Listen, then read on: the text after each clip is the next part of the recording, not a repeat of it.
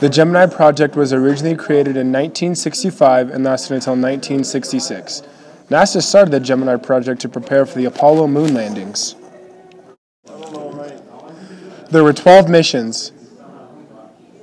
To execute the missions, NASA created the Gemini capsule.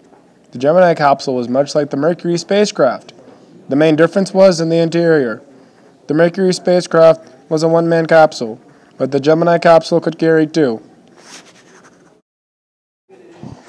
Gemini 3 was the first of the 12 missions to take humans into space. The capsule was initially launched using the Titan II rocket.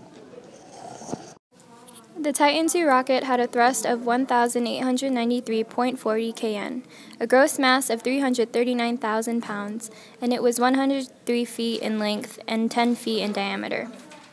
The Gemini project had four main goals: test an astronaut's ability to fly long-duration missions, which would be about 2 weeks, to understand how spacecraft could rendezvous, to dock in orbit around the Earth and Moon, to perfect re-entry and landing methods, and to further understand the effects of longer space flights on astronauts.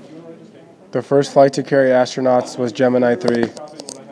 The Gemini 4 included the first U.S. spacewalk. The Gemini 5 stayed in orbit for more than a week. Gemini 7 was in space for 2 weeks and met with Gemini 6 to practice avoiding collisions. Gemini 9 had different ways of flying near another spacecraft. Gemini 10 connected with another spacecraft in which one engine was then able to move both vehicles. Gemini 2 flew higher than any other Geminis. Gemini 12 solved spacewalk problems. The Gemini project was designed as a bridge between the Mercury and Apollo program, and through Gemini, NASA learned what happened to astronauts when they were in space for a prolonged amount of time, how astronauts could go off the spacecraft without spacesuits, and how to connect two spacecrafts together in space.